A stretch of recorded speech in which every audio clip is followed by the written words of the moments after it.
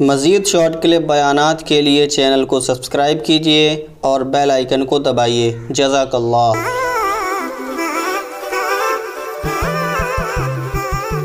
یہاں بیان چونکہ خواتین بھی سن رہی ہیں، خاص طور پہ 2-3 باتیں میں ان خواتین سے کہوں گا کہ دیکھیے آپ اپنے گھروں کو جنت بنا سکتی ہیں چند باتوں پر عمل کر کے۔ ایک تو یہ کہ اپنی بچیوں کو تھوڑا سا کنٹرول کریں، ان کے ڈریسنگ پر زور دیں کہ ڈریس عورت کے لیے زینت والا اچھا خوبصورت لباس یہ عورت کی فطرت ہے، لیکن لباس ہونا چاہیے، پورا لباس ہونا چاہیے۔ لباس مختصر ہوتے چلے جا رہے ہیں۔ جب بچی کے دل سے حیا ختم ہوگی تو پھر ہر معاملے میں حیا ختم ہوگی۔ حیا اگر ہے تو ایک روایت ہے جس کا مفہوم ہے اذا فاتک الحیاء فافعل ما شئت، جب تم سے حیا ختم ہو جائے تو جو چاہے کرو۔ جب بچی کی طبیعت میں حیا ختم ہو گئی تو وہ پھر کبھی اپنی ماں کو ماں نہیں سمجھے گی، وہ تمیز سے بات نہیں کرے گی۔ پھر آپ یہ دماغ سے نکال دیں کہ گھر میں وہ اللہ کا حق ادا نہیں کر رہی ہے، تو ماں باپ تو اللہ کے بعد ہیں، آپ نے اس کو اللہ کی پہچان نہیں کرائی تو ماں باپ کی پہچان کیسے ہوگی؟ ماں باپ کی اطاعت بھی تو جب ہی کرے گی نا وہ، کہ جب وہ اللہ کو مانتی ہو اور اللہ کے حکم کو مانتی ہو۔ اگر وہ اللہ کو نہیں مانتی تو وہ ماں باپ کی کیسے وہ احترام کرے گی؟ ایک تو یہ کام کریں۔ دوسرا کام خواتین سے خصوصی گزارش ہے، گھروں میں سونے اور جاگنے کی ترتیب کو کنٹرول میں لائیں۔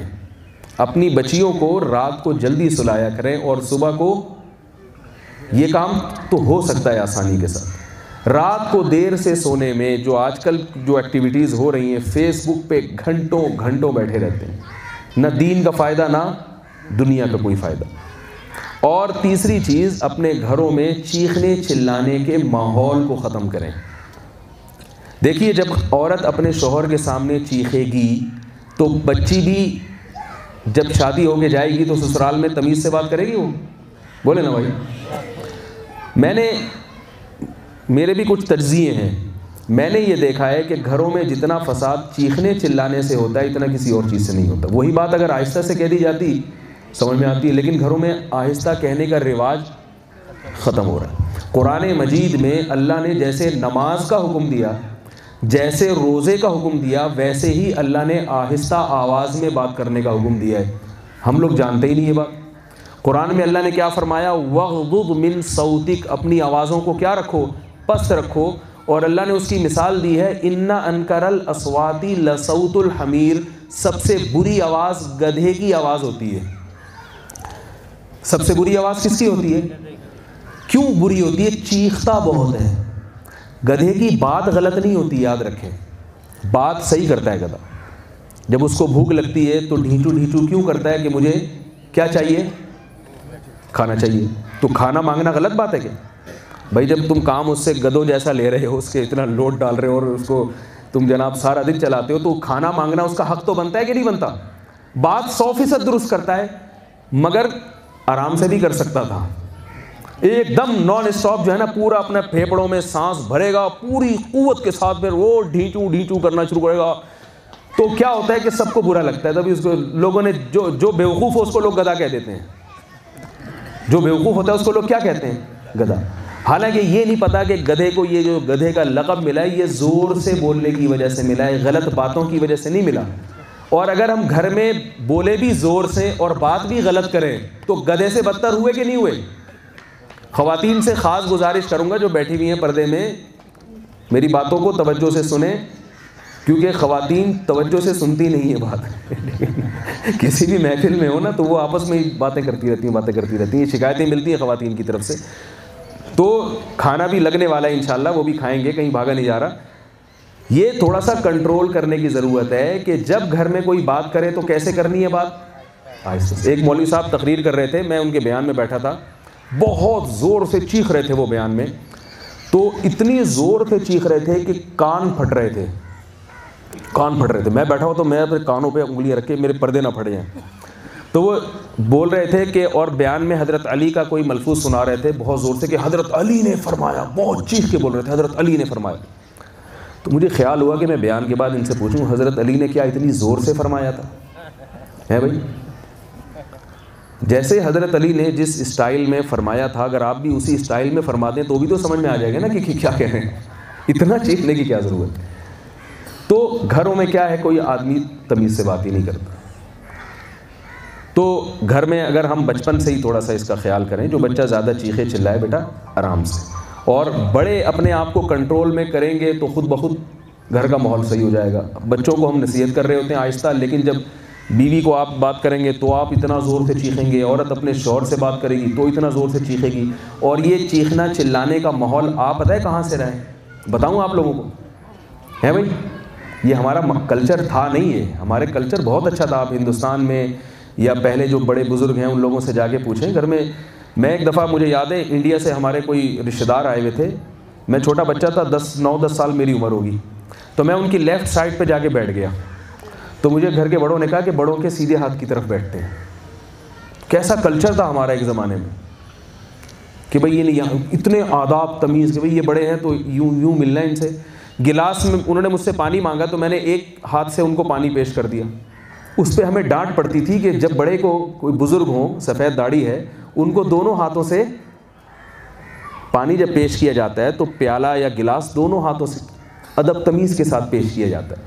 اب تو لوگ اس پہ ہنسیں گے, یہ کیسی باتیں ہو رہی ہیں, 2 ہاتھوں سے پانی ہے نا, یوں کر کے پلا دو, پائپ لگا دو ان کے منہ سے, ٹھیک ہے نا, تو یہ کیا ہے 2 ہاتھوں سے 1 ہاتھ. تو بھائی یہی تو ہے تہذیب. جانور میں اور انسان میں یہی تو فرق ہے تہذیب کا, اور کیا فرق ہے, یہی تو فرق ہے بنیادی طور پہ تہذیب. تو یہ جو چیخنے چلانے کا ماحول گھروں میں آ رہا ہے, یہ معلوم ہے کہاں سے آیا ہے, یہ ٹیلی ویژن سے آیا ہے, ڈراموں سے اور فلموں سے آیا ہے. ان میں کردار ہوتا ہے, ڈرامہ دکھایا جاتا ہے, وہ چیخ رہی ہے عورت, اپنے بیٹی باپ کے سامنے چیخ رہی ہے, اور پھر وہ لڑائی ہو رہی ہے, جھگڑے ہو رہے ہیں. تو یہ آہستہ آہستہ لاشعوری طور پر یہ ہمیں پتہ بھی نہیں چل رہا, اور یہ سب چیزیں ہم ٹیلی ویژن کے ذریعے لے رہے ہیں.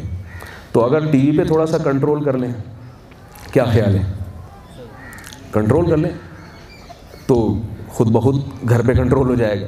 تو یہ سارے کام ہم نے کرنے ہیں, ورنہ ہم اپنی اگلی نسل کو کوئی اچھی چیز دے کے نہیں جائیں گے.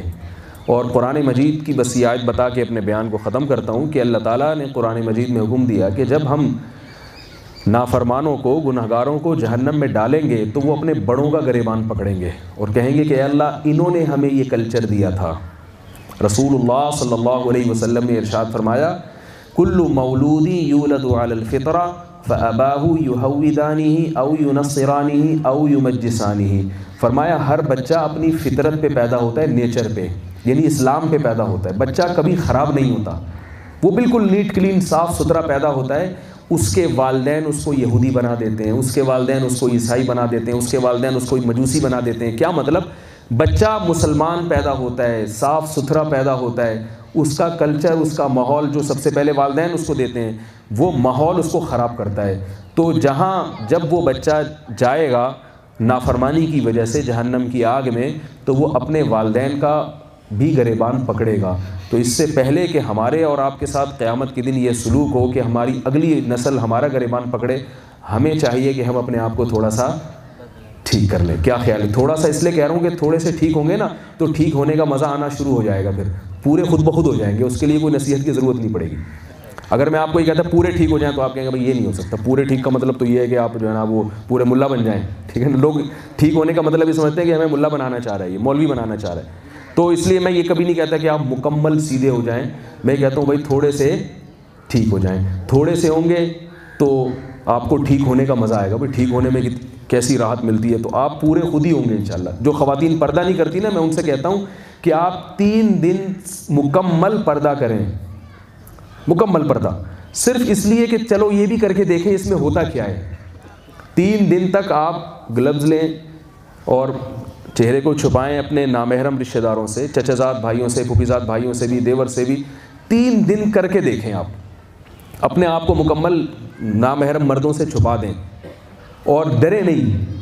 میں صرف کتنے دن کا مشورہ دے رہا ہوں, 3 دن, اور نیت کریں بھائی 3 دن کے بعد یہ پردہ واپس اتار دینا ہے. آپ کو 3 دن میں اتنا سکون ملے گا, آپ کو پتہ چلے گا کہ عورت کے لیے پردے میں رہنا اس کی فطرت ہے, اس کو اس میں زیادہ سکون ملتا ہے. اور بے پردگی میں عورت کی طبیعت خراب ہوتی ہے. لیکن چونکہ میڈیا نے الٹی پٹیاں پڑھائی ہوئی نا, دودھ چھڑا کے ہمیں چائے پہ لگا دیا, ٹھیک ہے نا, اور جو سکون کی چیزیں چھڑا کے پان اور گٹکے پہ ینگ جنریشن لگ گئی ہے, تو اس کو کیا پتہ کہ فطرت پہ چلنے میں اللہ نے کتنا سکون رکھا ہے, کتنا مزہ رکھا ہے.